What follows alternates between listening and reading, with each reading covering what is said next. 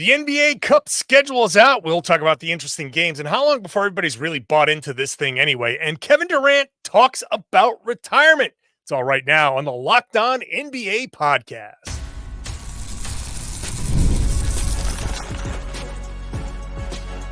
You are Locked On NBA, your daily NBA podcast. Part of the Locked On Podcast Network, your team every day. Monday through Friday, still here on the Locked On NBA podcast. Thank you for making us your first listen every day. Really appreciate it. On Wednesdays, we're your regular duo. I'm John Karalis, host of the Locked On Celtics podcast. Find me on Twitter at John_Karalis. And I'm Jake Madison, host of the Locked On Pelicans podcast on Twitter at NolaJake. It's not as fun as the Steph Curry, LeBron James duo, but it's close. We're basically kind of almost there. Pretty much, right? Like we're some of the older guys on the network too, right? Like we're kind of like still kicking, still doing it in the off season and everything like that. Yeah, we're basically Steph Curry and LeBron James. Yeah, and they let us keep going, doing our jobs, even if we suck for long stretches, because they just hope that every once in a while we'll catch fire. And that's kind of how I hope my career goes. All right, today's show is brought to you by FanDuel. This summer, FanDuel's hooking everybody up. All of you new, regular, usual customers, you all get a booster bonus every day. So there's something for everyone all summer long at FanDuel.com. We'll mention KD talking retirement later on. We'll spend the first two segments on this NBA Cup. We'll play our game of real or fake in the second segment where we'll talk about the marketing and when people will buy in. Maybe you're like Jake, who is I'm bought in. I am bought in. I'll explain it coming up a little bit later. Like I've got some games that I'm keeping an eye on here, and I know you are, just because it's the NBA Cup. Okay, I mean that non-sarcastically, actually. So they're treating this like, look, the NBA they want this to be special. They want it to be a thing, and it's going to take a while. But part of making things special is making the schedule release some sort of anticipated thing, right? Every time there's a schedule release, the NFL does it. Everybody gets their marketing teams together, their social teams together. They put together those videos. NBA does the same thing. Everybody has like their special thing. But this is separate from even the regular schedule release, where the NBA wants everybody to be like, okay, yes, the NBA Cup groups, and we know who they're playing and all that. So we know who they're playing. So you've got East and West, groups A, B, and C, 5 teams in each, and they each play 4 times, 2 home, 2 away. And then after that, there is an elimination game, a quarterfinals that's going to be played on the December 10th and 11th, then a semifinals and a championship. Those 2 games are going to be played in Vegas. But let's just start with the biggest games that we see on the schedule. It's like a mini schedule release. Everybody's talking about this one. Let's get this out of the way. Dallas at Golden State. Klay Thompson goes back to San Francisco. I'm such an old guy. I keep trying to say Oakland. I have to stop myself. That's gonna be a fun one. You get an almost immediate Klay Thompson potential for a revenge game. Yeah, look, that's what's so fun about this, right? Like it kind of just feels like there's extra stakes to that game. And that's one that we're all going to be watching. Everyone's going to tune in to see him get a tribute video, all of that, and then see what the fan reaction is going to be. And then because these games do kind of matter like a little eensy bit more, you've got to wonder if he really wants to stick it to the Golden State Warriors, kind of like in that type of game. There was some bad blood there. This is a TNT game. This is going to be the late game on a Tuesday night. Like this is, I don't know, to me, like pretty exciting with that sort of thing. Yeah, and the other TNT game, by the way, is going to be pretty good too. New York at Philadelphia. So you got some real marquee matchups. I mean, right away on November 12th, I don't know how many games into the season this will be, but it'll be pretty quickly into the season. You're going to get some, a few pretty good matchups in that first one. We'll get to see. I don't know if this will be the first Paul George game we get to see on TNT, but both of these games are going to be pretty good. Dallas coming off of their finals loss, you get to see how Klay Thompson's going to fit. But obviously it's going to be November, and the team in November is not going to be anywhere near what it is in March and April, but we'll get our first little taste. We'll get to see exactly how hurt Klay Thompson is by this whole thing, by how hard he goes. And let's see how Luka, does Luka feed him the whole time? Does he just say, you know what, I'm not going to go at them. I'm just going to try to play into this and just beat them and try to, it's more important for us to get the chemistry first, rather than me get my revenge. That's going to be, I think, part of the factor, but we'll see. But I think if anybody understands revenge, it's Kyrie Irving. And I think Kyrie might want to be like, hey, we'll take this one game. Well, Jason, we got this over here. You take the night off. We got it. We're going to feed Klay. We're good. No, that's a good point, actually. With that whole team, you have to imagine, imagine trying to kind of make that impression on your new teammate and kind of do right by him in a way of help him get his against his former team where there's a little bit of bad blood with it, right? I kind of like that. I'm going to switch gears to a weirder one because I kind of like how the NBA Cup just makes these what would not be a special game feel kind of special, even if just the new courts. All right, let's go with Brooklyn at Philadelphia on November 22nd here. That's not a fun game, but it's going to be Ben Simmons with nobody else on the Brooklyn Nets basically allowed to go against his former team. If he makes 1 3-pointer in that game, is that essentially the equivalent of an NBA title to him in this game? Right? The stakes matter more and he has a chance. Yeah. They're going to get killed by Philly. Yeah. I mean, he's going to have to go 5 for 6. But knowing Ben Simmons, he's probably that's why I was making those faces while you're talking. I'm like, is it really going to be Ben Simmons against Philly? Because I don't think it's going to be Ben Simmons against Philadelphia. I think he's going to find a back issue or something to kind of not be involved in that one. But he will not give Philadelphia the satisfaction of booing him when he makes a 3-pointer. And that means he will not take them. He's just never going to take a 3-pointer. He does not shoot them. He'll take 3 over the course of a season. And people will lose their minds over making one. And then he'll get embarrassed by the fact that people are losing their minds and he won't take one anymore. That's fair. All right. You ready for another statement game? This one's more real than the last one I just said. Do it. Yes. I think it's a statement game, right? It's earlier on in the season. We got Friday, November 15th, San Antonio at home against the Lakers on ESPN. That went down too. Yep. Right? That's got to be kind of if the Lakers, who are the defending NBA Cup champions, in-season tournament champions, Victor Wembanyama comes in, I don't know if you would call it necessarily an upset, but it would be, but you get that win on national TV. That's a little bit of a, you make, I don't know, it's not a screaming statement, but it's something.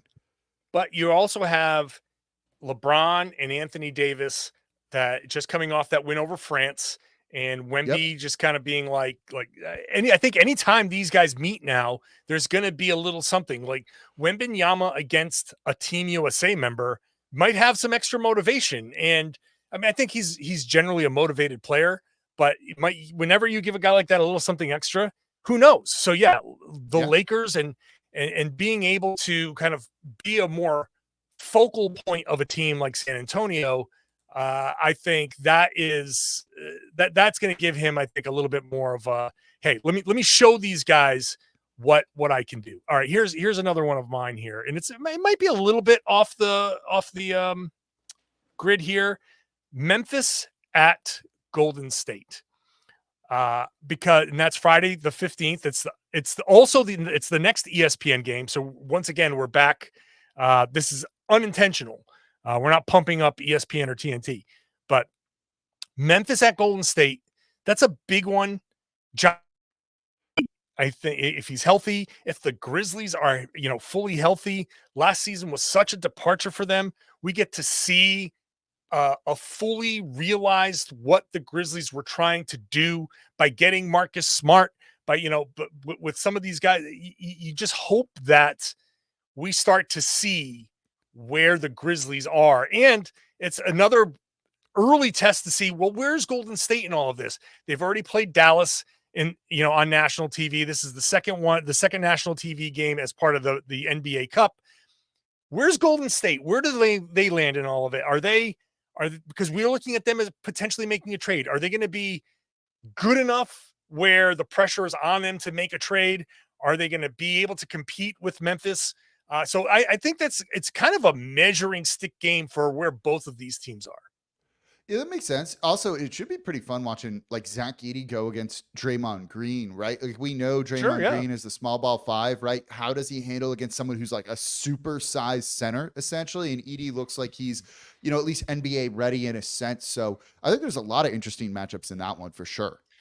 One more quickly for me, Philadelphia at Orlando, because I want to see how Orlando measures up, and they are going to be one of those wild cards in the East. Could they be a top 4 seed? Could they get home court in their first round? This is a good test for them early on. I want to see how Franz Wagner has responded to his performances in the Olympics, which were generally pretty good, but the shooting's a little, I want to see how Paolo Banchero looks. I want to see how Orlando with KCP kind of fits. And, again, anytime you see Philly, you get to see a chance to see Paul George and see them kind of how they stack up. But I'm very curious about the Orlando Magic in general. This is a good early test for them. Yeah, great. That's going to be a fun one to watch. Like they're going to be one of those teams that people are going to be looking at early on in the season. If they make a statement, maybe they carry some of that momentum forward throughout the year. All right, let's continue this conversation and play a game of real or fake when we come back, because as I said to start the segment off, the league wants this to be special. They need to make it feel special. It's the second year of this. Are we buying in? I know you're bought in. How close are people to buying in? We'll play our game of real or fake when we come back.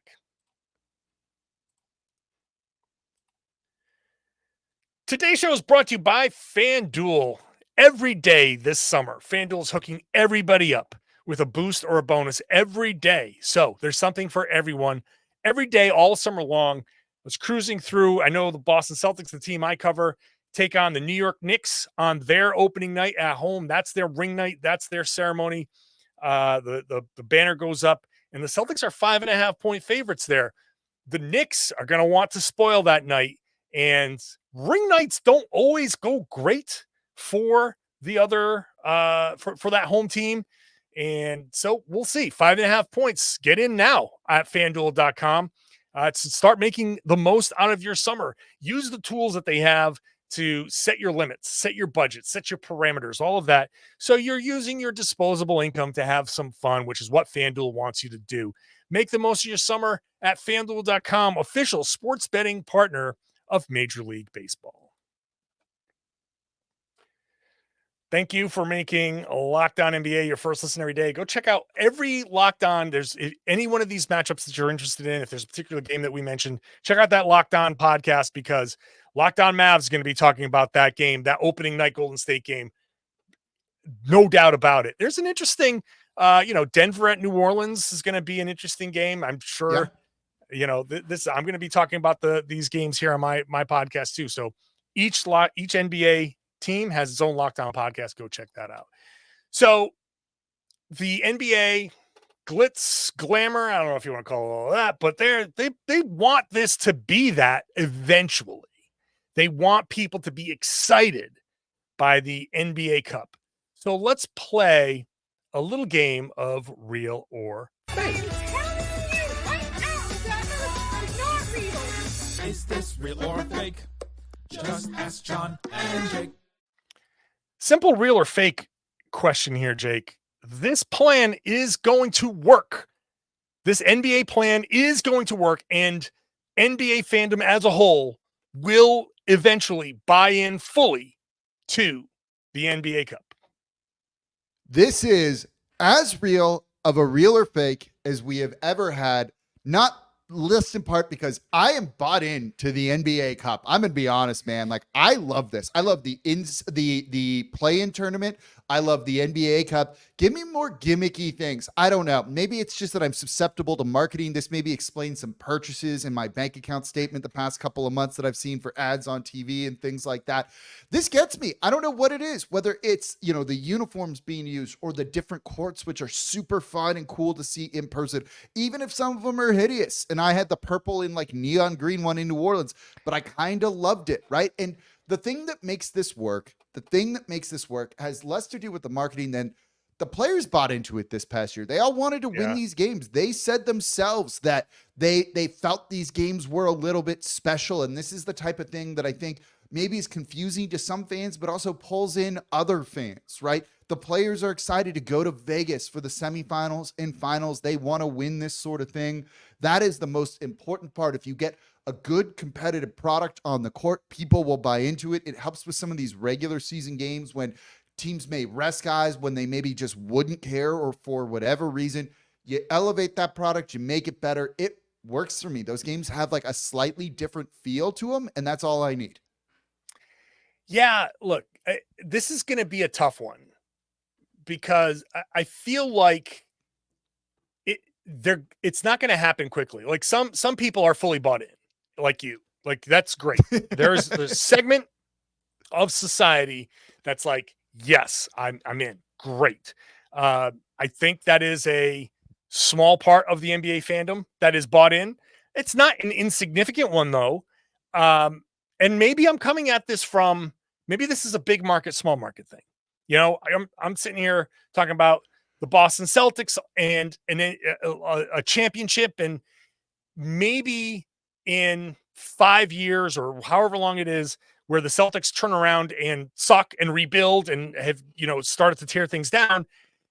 Maybe I look at the NBA Cup and be like, hey, this is a great thing for these young players to be aspiring to. And if you can win something, even though you're not supposed to win something this season, that'll be great. And I think I actually do believe in that concept. So I will say that I admit that there might be some big market bias here covering the current NBA champions.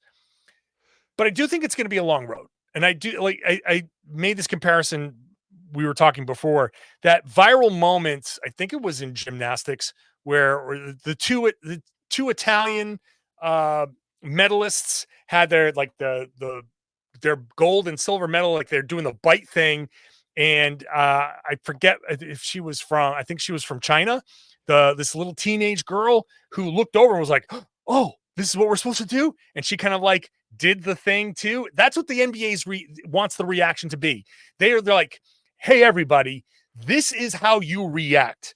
The Celtics ran up the score last season on the Bulls to get the point differential, which, as we saw in the Olympics, is a totally normal thing in that tournament. But we have to get used to that here. They gave the Lakers champagne and said, you're doing a champagne celebration. You think LeBron wanted to do a champagne celebration? You think the Lakers actually want to hang a banner? No.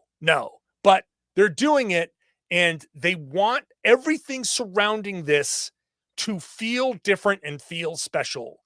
And I think eventually, after every team has cycled through, we're a contender, we're bottoming out. Once every team has gone through all of that, and this has been kind of how the NBA has pushed things for a while, I think the answer is real, but not for like 7-8 years down the road. So I wouldn't say it's a big market, small market thing. I'd say it's a contender versus not contender thing. And by that, I mean like true title contender, not just like a playoff team, right? Like the Brooklyn Nets.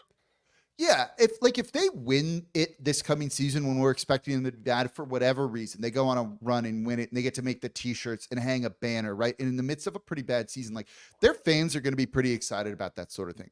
Look at a team like the Indiana Pacers. Had they beaten the Lakers in the final of this, you think those fans wouldn't have been like, heck yeah, let's go, make the t-shirts, celebrate it, because they weren't going to win the title this year, but they won something. They accomplished something. Look, I've seen it where, you have teams that win Summer League, right? Like the most pointless thing that you could possibly win in the NBA is probably the Summer League title, right? And those fans celebrate that like crazy, though. They want t-shirts. I've heard fans say they want to hang a banner in their arena for winning the Summer League title. Like This stuff matters to fans, just something that gives you pride in your favorite team, in your franchise. And I think this is another opportunity to create something like that. They'll throw a second line and a parade down here in New Orleans if they end up winning the in-season tournament, the NBA Cup, whatever we're calling it here, right? Like, it's just an excuse to celebrate and be happy. Maybe we just need more things like that in the world, man.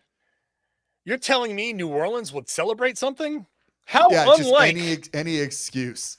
How unlike the city of New Orleans to celebrate something that happened in that city. I was in a red dress this past weekend. Oh, was this past weekend the red dress run? Past weekend, yep. Man, that was fun. That's find those New Orleans.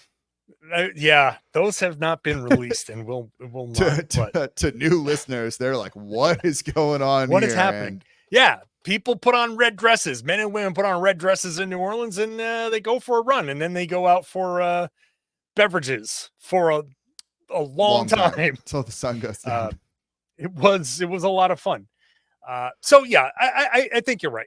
Maybe it's not big market, small market. It's contender versus. I think it's just you don't expect to win, but you can get this. Like, celebrate it. It's an accomplishment, right? Like, other teams were trying to win these games, and you beat them. Is it the title? No, but anytime, look, there should be probably more celebrating just regular season wins when you beat a tough team that you shouldn't beat. Like, take pride in those sorts of things. And I get it. It's kind of rings culture or bust here, but this is something that, hey, it'd be one thing if teams weren't taking it seriously, but they did. That's enough for me.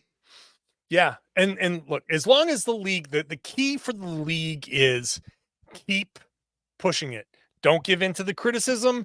Don't let people like me be like, I'm ambivalent at best. Like, just release the whole schedule and put some asterisks next to the NBA Cup game. So, but here we are. We're already calling it the NBA Cup. We're moving on. Like, it's just, hopefully the courts are better, but no, whatever it is, I make those as hideous as possible. Like, make them garish, make them hurt your eyes.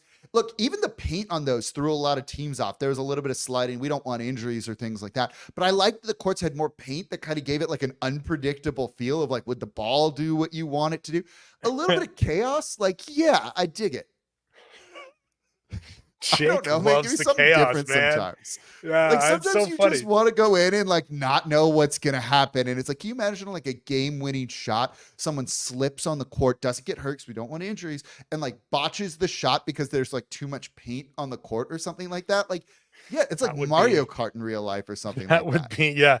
But hey, look, people were talking about the courts last year, and I wrote it and said it last year. As long as people are talking about it, that's a win for the NBA. And here we are. This is the middle of August. They put this out, and here we are talking about it. And that's all the NBA wants. Doesn't matter what I say, what you say. It's this 2 segments on the NBA Cup. 2. So that's what the NBA is looking NBA for making our life easier. And we took it, man. August 13th. The fish fished in, like we saw that hook and we bit it, and it's just like, oh, here we go. All right, let's talk about Kevin Durant, who said, hey, retirement has crossed my mind. Gasp. We'll talk about that in just a second.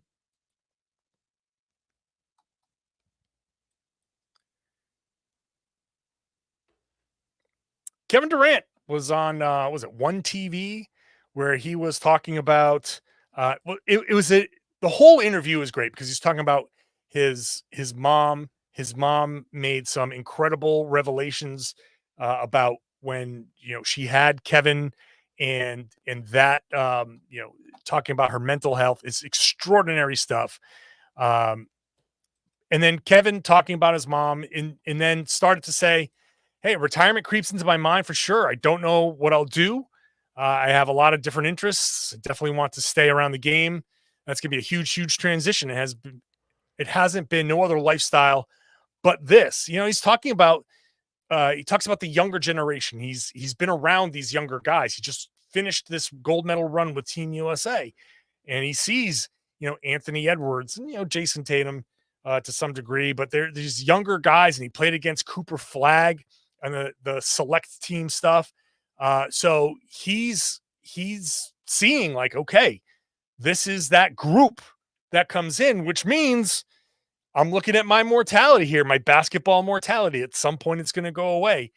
And he's already invested in, what was the soccer team that he invested in? PSG, Paris Saint-Germain, when he was out there and everything. Apparently that's a like. good soccer team. That's a notable soccer team. Yeah, notable, right? They're so good. It's a notable soccer team. But yeah, he's already starting to talk about that. Him retiring is going to be, to me, one of the more interesting things. Like, I'll be honest, I'm going to be probably riveted to whatever he does. That dude with a Locked On host tweeting at 5 a.m. after they won. Like, what is Kevin Durant's? What he said he wants to be around the game. Can you imagine what do you think he's going to do after? I don't know. I don't think he can coach. I mean, maybe he could coach, but I don't think he's going to step right into being a head coach. And I don't know if he's going to want to be an assistant. I look at Evan Turner, who was an assistant on the Celtics for one season. And after the season was over, he was like, I've made so much money playing basketball. And then they want you to make almost nothing to work like 20 times harder than you've ever worked preparing for this game. Like, I'm out. I'm done. Like, like a whole new respect for coaches in the NBA. I just don't know that Kevin Durant, with all the money that he's made, is going to want to go do that as an assistant. I think I don't know, TV, he's going to probably do something. The unfilteredness that he's going to have wherever he is, because that dude has just leaned into who he is. And he's like, I feel something and I need to put it out in the world right now. You imagine, like, just, he has more time for tweeting, right? Like, what is he it's going to be interesting.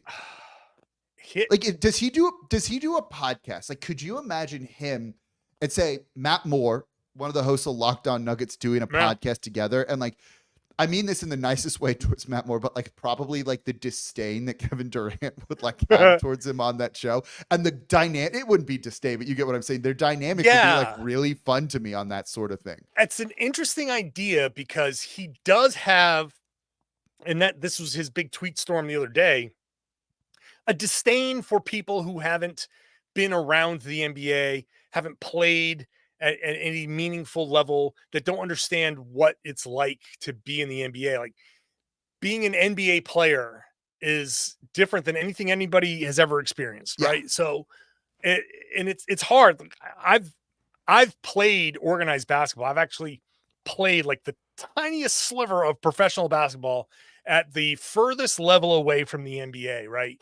And that doesn't get me anywhere close to understanding and I have a decent like understanding of like, okay, this is like paid to play basketball, but that's nowhere close to what these guys are experiencing. The level of commitment, all of the things that are around them, the money that they make, it's crazy. And it's hard for people to watch and talk about this all the time, like something that they love. With the level of insight that he has, if you put him with somebody like that doesn't have they'd have to be in separate rooms, because he'd be so unfiltered. It'd be interesting, right? Because like one of the things when you're doing a show is you want to kind of cater and play to your audience, right? And at times it seems like he hates the audience, like he hates the fans because they haven't played basketball, right? Like that's also one of the reasons why I don't think he'd be a coach or even could handle it, right? Like I talked to a couple people around the NBA about Kobe, and it was like, do you think he'd ever get into coaching? You know, and they were like, oh, that dude, never. He wouldn't have the patience for players that aren't as good as him, that don't have the work ethic that he does when he's trying to like coach him to the level, and like wouldn't be able to kind of handle that on a team. And I wonder if Durant's a little bit of the same way too. It's one thing to kind of have your teammates and kind of be in that mindset, but when like you're trying to teach guys and it's just not coming as naturally to them as it does to you, you know, I just see it being, I don't know, maybe it'll be difficult for him to kind of find his lane. Maybe he doesn't care about that either. He probably doesn't. He's just going to do what he wants and makes him happy. And there's something to be said for that. But I don't know, whenever he's retiring, which doesn't seem like it's like immediate, is going to be really interesting to me. Oh, he's still 35, so it's not like he's, you know, he mentioned something about being 40 and still play. So I don't think it's coming around the corner. So Phoenix fans don't have to sit there and be like, oh my God, is Kevin going to quit? Right. But you know, these next, let's say 5 years are going to be descending in productivity. Probably. You can't say that they're going to. What are you going to say about a guy who's 35, right? LeBron is the exception to the rule. And even he has slowed down. He picks his spots a little bit more than I think people care to admit.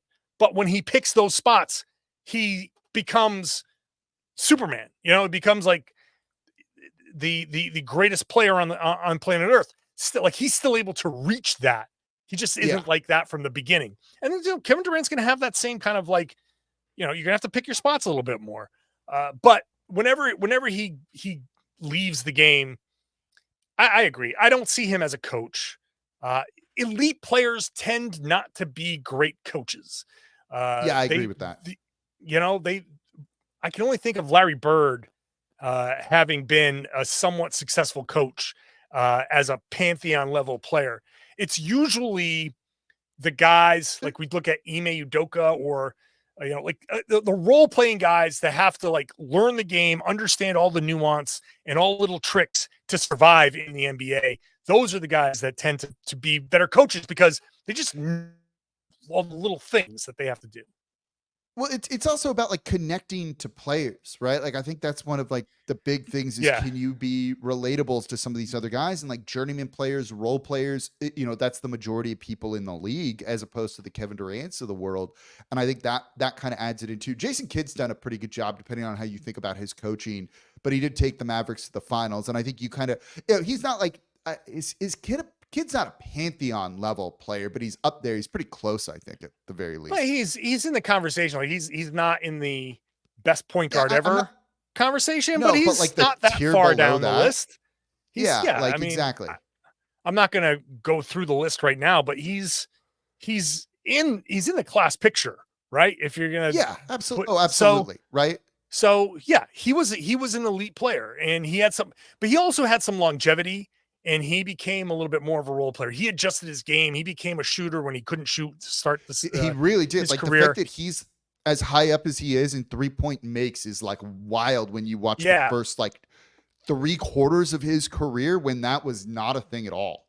Yeah. So he has like a little taste of the role player type of life, but he is more of an exception to the rule. The former players who tend to succeed are your Tyronn Lue, who was good but not great. Had to be mostly a backup point guard. Starting, if he was starting, he wasn't starting on a ton of great teams. But those types of players. So we'll see. But anytime a player like Durant starts talking about retirement, it's just gets your attention. It definitely gets your attention because now you're starting to put like legacy stuff. Now you start to look at the resume and go, oh, okay, yeah, he's got this. Where does he fit in the top 5, top 10, top 15? Like where down the list is he all time in the NBA? These debates are going to start happening and people are going to start saying, well, Phoenix needs to win a championship. If he can win a championship in Phoenix, he's going to pass this guy. And so that's going to be where the discussion starts to go now that he has mentioned retirement. Yeah. All right. Well, I'm ready to retire from this show. Just today. That works for me. This game. Just today. Yeah. I was like, hold on now, man. We ain't going anywhere here. I'd like to announce that this show is over. That's what I'd like to announce. Thanks for listening, everybody. On Wednesdays, we're your regular hosts here. I'm John Karalis at John_Karalis on Twitter, host of the Locked On Celtics podcast. I'm Jake Madison, host of the Locked On Pelicans podcast on Twitter at NolaJake. We've got Pat the Designer. We've got Nick Angstead tomorrow. So make sure you're subscribed wherever you get your podcasts.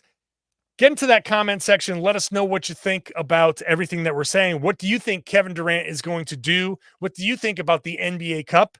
And then I would love it if you shared the podcast and tell everybody they should be listening to and watching the Locked On NBA podcast here on the Locked On Podcast Network. It's your team every day.